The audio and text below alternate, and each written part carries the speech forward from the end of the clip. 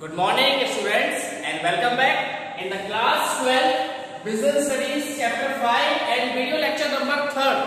आज मैं आपके सामने वीडियो लेक्चर नंबर 3rd यानी कि इसका लास्ट वीडियो लेके आया हूँ। Last video of leadership. Leadership से इससे पहले मैं 2 वीडियोस आपके सामने रिलीज कर चुका हूँ बच्चों। दोनों वीडियोस के अंदर मैंने आपको इन लीडरशिप की डेफिनेशन, लीडरशिप का इंट्रोडक्शन और लीडरशिप की जो फीचर्स होते हैं वो मैंने आपको बताए थे। बिल्कुल छोटा सा वीडियो है। मैंने आपसे कहा था कि पूरी बुक का सबसे सिंपल चैप्टर है बच्चों। ये वाला चैप्टर लीडरशिप पूरी बुक का सबसे सिंपल चैप्टर है और इस चैप्टर के खत्म होने के साथ साथ हमारी जो यूनिट नंबर 2 है बच्चों वो भी फिनिश हो जाएगी। आपको मैंने बताया था बोर्ड एग्जामिनेशन में ये वाली यूनिट आपकी 8 मार्क्स की आती है। बोर्ड एग्जामिनेशन में राजस्थान बोर्ड के अंदर ये यूनिट आपकी 8 मार्क्स की आती है। इसमें 4 नंबर के 2 क्वेश्चन आते हैं।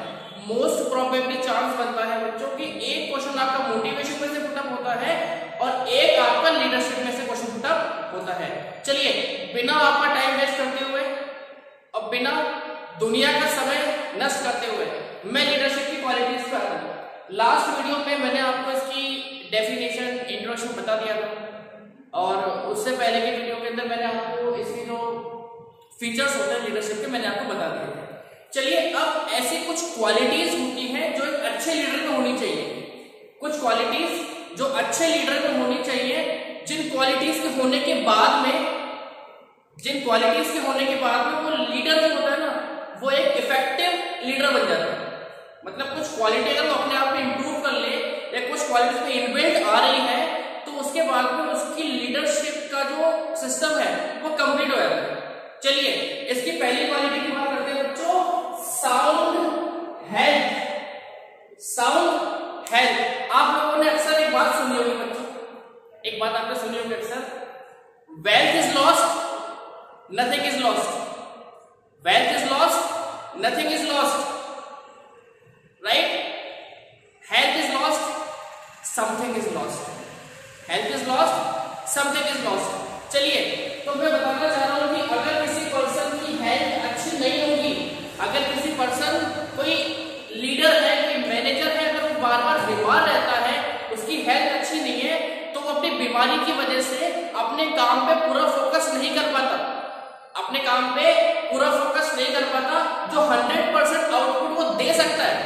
जो 100% आउटपुट वो दे सकता है, बच्चों वो 100% आउटपुट वो नहीं दे पाता। उसकी वजह से क्या होता है, उसके काम पे फर्क पड़ता है। उसके जो सबऑर्डिनेट्स हैं, उसके जो फॉलोअर्स हैं, उन्हें कहीं ना कहीं लगता है कि हमारा लीडर ही हमें सपोर्ट नहीं कर रहा, हमारा जो लीडर है वो हमें सपोर्ट नहीं कर रहा। अब वास्तव में उस लीडर की भी गलती नहीं है, भैया वो बीमार है, वो सपोर्ट कैसे करेगा? तो मैं आपसे ये बोलना चाहता हूं कि अगर किसी लीडर की हेल्थ खराब है तो वो अपने काम पे फोकस नहीं कर पाएगा, जिसकी वजह से उसके फॉलोअर्स उसे ठीक से फॉलो भी नहीं कर पाएंगे। लेकिन अगर उस लीडर की हेल्थ साउंड है, साउंड का मतलब यहाँ पे आ रहा है उस लीडर की हेल्थ यहाँ पे काफी अच्छी है, मतलब वो अक्सर बीमार नहीं पड़ता, वो यहाँ पे बीमार नहीं पड़ता। और बीमार नहीं पड़ेगा तो काम पे पूरा फोकस कर पाएगा, अपनी मीटिंग्स को प्रॉपर अटेंड कर पाएगा, अपने असाइनमेंट्स को प्रॉपर कर पाएगा, अपना फाइल वर्क है, अपना पेपर वर्क है, अपने फॉलोअर्स से बात करना, बाहर के लोगों से मीटिंग करना, नॉट इवन देयर ऑफिस, अपने ऑफिस के बाहर भी अगर वो किसी पर्सन से मीटिंग करना चाहता है तो आराम से कर सकता है।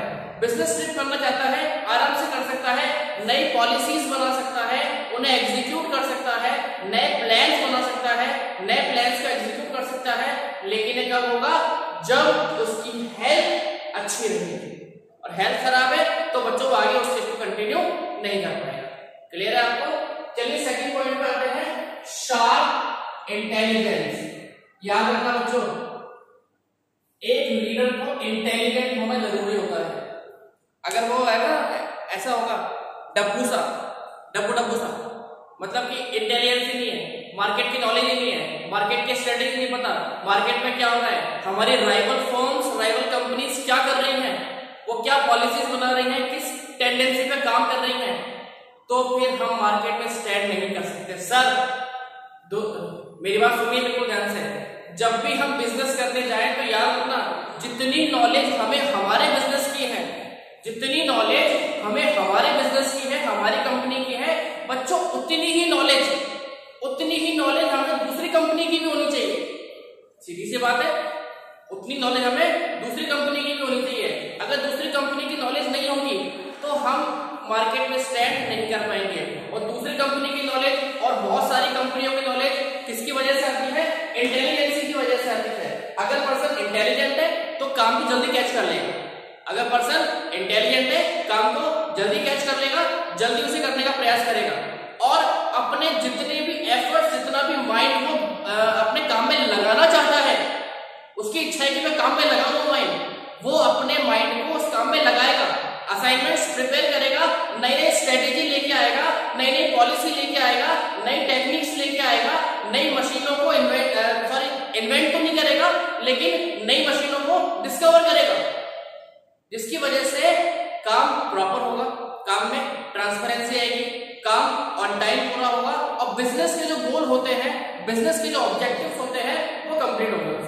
ठीक है सर, चलिए self confidence and will power. देखो दो बातें हैं यहाँ, एक तो आपके पास है सेल्फ कॉन्फिडेंस और एक आपके पास है विल पावर। बच्चों सेल्फ कॉन्फिडेंस का मतलब होता है कि कॉन्फिडेंस आप दूसरे पर्सन में कब जनरेट कर सकते हो, कॉन्फिडेंस आप दूसरे पर्सन में कब जनरेट कर सकते हो? जब पहले आप खुद सेल्फ कॉन्फिडेंट हो, पहले आप खुद सेल्फ कॉन्फिडेंट हो, आपको पता हो कि जो मैं करने जा रहा हूं, जो मुझे करना है, जो मेरी पॉलिसी है वो सही है, पहले खुद अपनी बात पे अश्योर हो, तब दूसरे को कन्विंस करो। एक लाइन बताना चाहता हूं आपको हिंदी के अंदर, निज पर शासन फिर अनुशासन, समझे? निज पर शासन फिर अनुशासन, मतलब जब तक आप अपने आप को अनुशासित नहीं करोगे, अपने आप को कॉन्फिडेंस में नहीं लेके आओगे, तब तक आप सामने वाले को कॉन्फिडेंस में नहीं लेके आ सकते। और कॉन्फिडेंस में आने के बाद में जो चीज काम आती है वो होती है आपकी विल पावर। मतलब आपने जब एक बार डिसीजन ले लिया तो ऐसा नहीं कि फ्लक्चुएट नहीं हो सकता, वो हो सकता है फ्लक्चुएट, हो सकता है कि आपको उसके अंदर चेंज करना पड़ जाए, हो सकता है कि आपको आपकी स्ट्रेटेजी को चेंज करना पड़े, आपकी पॉलिसी को चेंज करना पड़े, लेकिन विल पावर का मतलब होता है कि जो मैंने एक बार सोच लिया वो मुझे करना है, दैट्स इट। जो मैंने सोच लिया वो मुझे करना है। अब उसे करने के लिए हो सकता है कि मुझे कई प्रॉब्लम्स का सामना करना पड़े, उसे करने के लिए हो सकता है कि मुझे कुछ नए प्लान बनाने पड़े, नए एग्जीक्यूशन करने पड़े, तो वो सारी बातें पॉसिबल है, लेकिन कब? जब वो पर्सन अपने आप में सेल्फ कॉन्फिडेंट है और उसकी विल पावर अच्छी है। अगर सेल्फ कॉन्फिडेंट नहीं है, विल पावर नहीं है, तो सर वो अपने काम को एग्जीक्यूट नहीं कर पाएगा, 100% नहीं कर पाएगा। क्लियर है बच्चे वाली बात? चलिए बात करते हैं साउंड कैरेक्टर। यहां पर जब मैंने आपको साउंड हेल्प पढ़ाया था अभी थोड़ी देर पहले, मैंने आपके सामने एक लाइन बोली थी ना, उस लाइन को पूरा करने जा रहा हूं। देखिए, wealth is lost, nothing is lost, wealth is lost, nothing is lost, health is lost, something is lost, health is lost, something is lost, but and if character is lost then everything is lost, if character is lost then everything is lost। अगर आपका चरित्र खराब हो चुका है तो अब वो सही नहीं है, ठीक है? आपके लिए सबसे इंपॉर्टेंट बात क्या है कि आपका कैरेक्टर अच्छा हो, आप अपने कलीग्स के साथ सही पेश आए, आप अपने सुपीरियर्स के साथ, आप अपने सबऑर्डिनेट्स के साथ में जितना फेयर डील कर सकते हैं उतना फेयर डील करिए। मेरा कहने का मतलब यह है, अगर किसी भी पर्सन का कैरेक्टर खराब है तो या तो यकीन मानिए वो आगे डेवलप नहीं हो सकता। अब यहाँ पे कैरेक्टर का मतलब कुछ लोग सोचते हैं कि सर कैरेक्टर का मतलब क्या है? यहाँ पे कैरेक्टर का मतलब सिर्फ ये नहीं है कि आप किसी भी पर्सन को गलत नजर से देखते हैं। यहाँ पर मतलब कैरेक्टर का यह है कि आपके मन में लालच आ रहा है तो आपका कैरेक्टर खराब है, आपके मन में किसी को धोखा देने की बात आ रही है, आपका कैरेक्टर खराब है, आप किसी को लूटना चाहते हो, आपका कैरेक्टर खराब है, आप किसी के साथ फ्रॉड चाहते हो, कैरेक्टर खराब है। तो इन सब बातों का मैनेजमेंट में बहुत फर्क पड़ता है। ये सब बातें अगर किसी पर्सन के अंदर है तो यकीन मानिए बच्चों, एक बात मैं आपको बताना चाहता हूं, ये बातें शॉर्ट टर्म के लिए होती है, शॉर्ट टर्म के लिए। अगर आपको लॉन्ग टर्म काम करना है तो आपको अपनी पॉलिसी पे काम करना पड़ेगा, अपनी कंडीशंस पे काम करना पड़ेगा और फेयर काम करना पड़ेगा। हो सकता है कि स्टार्ट के टाइम में कुछ लोग आपको पसंद नहीं करें, बिल्कुल हो सकता है, ये बात बिल्कुल सही है। कुछ लोग आपकी पॉलिसी को समझा रहे हैं, यार बहुत धीरे काम कर रहा है सर, आपने इतने से चैप्टर के अंदर ये लीडरशिप का चैप्टर 1 दिन का चैप्टर है, आपने 3 क्लास ले ली। हाँ 3 क्लास ले ली, बिल्कुल ले ली। क्यों ली? ताकि आपको each and every topic clear हो जाए। अगर मैं एक क्लास के अंदर बोर्ड पे सारा लिख के आपको बोल दूं लो भैया होगी क्लास पूरी, आप क्या बोलोगे? सर क्लास तो पूरी हो गई, हमें समझ नहीं आया, आप समझने के लिए कहा जाए। आगे प्रॉब्लम इससे क्या हुआ, मैंने शुरू में शॉर्ट टर्म में तो अपना काम पूरा कर दिया, लेकिन लॉन्ग टर्म के लिए मेरी गुडविल खराब हो गई। ठीक है, लेकिन वही मैंने क्या किया, मैंने वीडियोस की लेंथ को लिमिटेड रखा। मैंने ये बोला कि मैं इस चैप्टर को छोटा होगा लेकिन एक दिन में पूरा नहीं करूंगा, मैं 3 क्लास लूंगा इसके लिए, हर टॉपिक को इंडिविजुअली एक्सप्लेन करूंगा।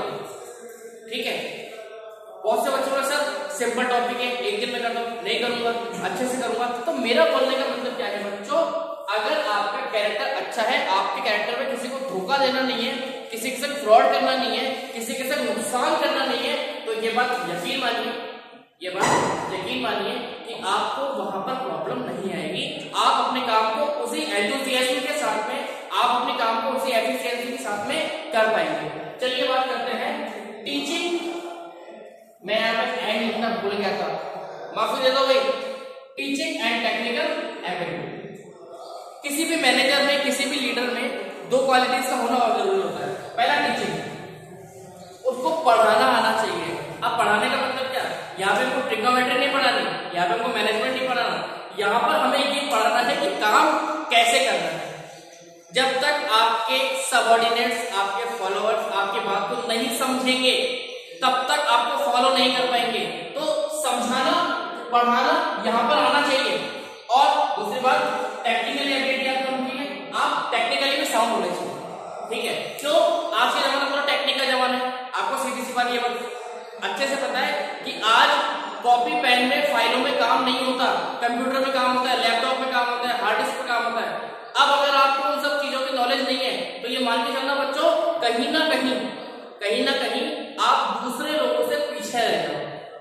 ठीक है, अगर आप जमाने के साथ साथ कदम बढ़ा के आगे काम नहीं करेंगे तो आप कहीं ना कहीं वहां पीछे रह सकते हैं। इसीलिए आपके अंदर टेक्निकल एबिलिटी होना भी कंपलसरी है। चलिए नेक्स्ट बात करते हैं मोटिवेटिंग एबिलिटी। मैंने आपको बताया था कि एक लीडर के अंदर टीचिंग एबिलिटी होनी चाहिए, और उससे जुड़ी हुई एक बात मैं बताना चाह रहा हूं, एक लीडर के अंदर मोटिवेटिंग एबिलिटी होनी चाहिए। अगर एक लीडर अपने फॉलोअर्स को मोटिवेट नहीं कर पा रहा है, अगर एक लीडर अपने फॉलोअर्स को मोटिवेट नहीं कर पा रहा है तो ये मान के चलना बाहर वालों को कैसे मोटिवेट करेगा, अपने फॉलोअर्स की संख्या कैसे बढ़ाएगा? अरे फेसबुक देखते हो ना, इंस्टाग्राम देखते हो, सब कुछ देखते हो, व्यूज भी लेते हो, किसी बच्चे की तो 10-10 आइडिया बनी हुई। क्या आपको लोग फॉलो करते हैं? कुछ को करते हैं, कुछ को नहीं करते। लेकिन फॉलो क्यों नहीं करते? क्योंकि आप उनको इन्फ्लुएंस नहीं कर रहे, आप उनको प्रभावित नहीं कर रहे, आप उनको अपने थॉट से, अपने प्लान से फ्लक्चुएट नहीं कर रहे, इसीलिए आप फॉलो नहीं कर रहे। और जहां आपने उनको मोटिवेट किया, जहां आपने उन्हें फ्लक्चुएट किया, जहां आपने उन्हें अपनी बातों से प्रभावित किया, वहीं पर आपके नंबर ऑफ फॉलोअर्स बढ़ना स्टार्ट हो जाएंगे। कैसे बढ़ेंगे? जब आप उन्हें मोटिवेट करेंगे, जब वो आपसे मोटिवेट होंगे, आपसे कुछ सीखेंगे कि काम किस तरीके से करना है, क्यों करना है, मुझे इससे क्या बेनिफिट हो सकता है, मेरा क्या एप्रिसिएशन होगा, मुझे क्या रिकॉग्नाइजेशन होगा, मेरी सैलरी में कितना इंक्रीमेंट होगा, मेरा कितना डीए बढ़ेगा, मेरा कितना एचआरए बढ़ेगा, मेरा कितना कमीशन बढ़ेगा। मैंने यहाँ पे दोनों की बात कर रहा हूँ, मैं फाइनेंशियल सोर्सेज और नॉन फाइनेंशियल सोर्सेज दोनों की बात कर रहा हूँ। दोनों ही तरीकों से अगर आप अपने एम्प्लॉयज को मोटिवेट नहीं करेंगे तो सर ये मानना कि आपके एम्प्लॉयज आपको 100% आउटपुट नहीं देंगे, और अगर आपके एम्प्लॉयज आपको 100% आउटपुट नहीं देंगे तो उसका फर्क आपके काम में भी पड़ेगा। नेक्स्ट बात करते हैं कैपेसिटी ऑफ टेक डिसीजन। कई बार ये समस्या आती है, मैं ये करूं या नहीं करूं, मुझे इससे फायदा होगा या नुकसान होगा, मार्केट की पॉलिसी में क्या है क्या नहीं है, दूसरी कंपनी वाले क्या कर रहे हैं क्या नहीं कर रहे हैं, मेरी पॉलिसी क्या होनी चाहिए क्या नहीं होनी चाहिए, मेरी स्ट्रेटेजी क्या होनी चाहिए क्या नहीं होनी चाहिए, क्या मुझे ये काम करना चाहिए क्या मुझे ये काम नहीं करना चाहिए, क्या मुझे ये काम किस तरीके से करना चाहिए। ये क्या शब्द जो है ना बच्चों, ये आपके डिसीजन टेकिंग एबिलिटी के ऊपर क्वेश्चन मार्क लगाता है। कौन सा शब्द, क्या, तो ये आपकी डिसीजन टेकिंग क्वालिटी पे क्या लगाता है, क्वेश्चन मार्क, कि क्या इस पर्सन में टेकिंग डिसीजन ले सकता है नहीं ले सकता है। तो मैं आपको बताना चाहता हूं एक लीडर के अंदर डिसीजन टेकिंग क्वालिटी होनी चाहिए। तुरंत फटाफट काम करना है। मार्केट में पॉलिसी आई, अपनी पॉलिसी को चेंज करो। मार्केट में पॉलिसी आपकी इक्वल आई, अपनी पॉलिसी को फ्लक्चुएट करो, चेंज करो, एक्स्ट्रा क्वालिटी लेके आओ, एक्स्ट्रा बेनिफिट्स लेके आओ। क्यों? कस्टमर क्या देखता है, बेनिफिट्स देखता है। कस्टमर क्या देखता है, बेनिफिट्स देखता है। आज आपको एक बात देखते होंगे, जैसे मैं एग्जांपल के लिए बताऊं, Vivo Y90 एक मॉडल आप जानते हैं। जैसे ही Y19 आया, जैसे ही Y19 आया, वैसे ही जो उसकी अदर राइवल कंपनीज है, ओप्पो है, पोको है, रेडमी है, बहुत सारी कंपनीज है, उन्होंने क्या किया, ये देखा कि वीवो ये क्वालिटी दे रहे हैं, तो मुझे भी अब इस क्वालिटी को अडॉप्ट करना है। अडॉप्ट किया, उनके भी सेलफोन बिक रहे। और जैसे वीवो ने ये देखा कि लोगों ने मेरी पॉलिसी को ले लिया, अब मुझे उसमें और इंप्रूव करना है। पहले एक कैमरे का फोन आता था, अब एक फोन में 10-10 कैमरे आते हैं। क्यों? मार्केट में कंपटीशन है। अब ये मार्केट में कंपटीशन है, तो आपको क्या करना पड़ेगा, क्या लेना पड़ेगा आपको, डिसीजन, जिससे आप अपनी नंबर ऑफ क्वालिटीज को बढ़ा सको। और जितनी आपकी नंबर ऑफ क्वालिटीज बढ़ेगी, उतना आपका अच्छा बिजनेस होगा। तो नंबर ऑफ क्वालिटीज कब बढ़ेगी, जब आपके अंदर डिसीजन टेकिंग एबिलिटी होगी। अगर आप डिसीजन नहीं ले पा रहे हैं, अच्छा एक बात, डिसीजन लेने का भी एक सिस्टम होता है। सही काम गलत समय पे किया जाए तो भी गलत होता है ना, और गलत काम सही समय पर किया जाए तो भी गलत होता है। कहने का मतलब क्या है, दोनों बात होनी चाहिए, सही काम सही समय, सही काम सही समय। तो सही काम का सही समय कब आया है, ये कब क्लियर होगा, जब आपकी डिसीजन टेकिंग एबिलिटी आपके सामने होगी, जब आप में इतनी पावर होगी कि आप डिसीजंस ले सको। डन बच्चों, चलिए मैं आपका टाइम वेस्ट नहीं करूंगा, इस वीडियो को मैं ज्यादा बड़ा नहीं करूंगा। इसी के साथ मैं आपका ये चैप्टर लीडरशिप खत्म करता हूं। और तब तक एक बात बोलना चाहता हूं, ये वाली यूनिट हमारी कंप्लीट हो चुकी है। वो सभी बच्चे जिन्होंने नोट्स नहीं बनाए हैं, अपने नोट्स बनाइए। आप स्कूल में आके सुबह 9 बजे से लेकर दोपहर में 12 बजे तक अपने नोट्स मुझे हैंड ओवर कर सकते हैं। मैं उनको चेक करके आपके सही है या गलत है ये आपको बता सकता हूँ। Thank you very much. Stay home, stay safe, be happy.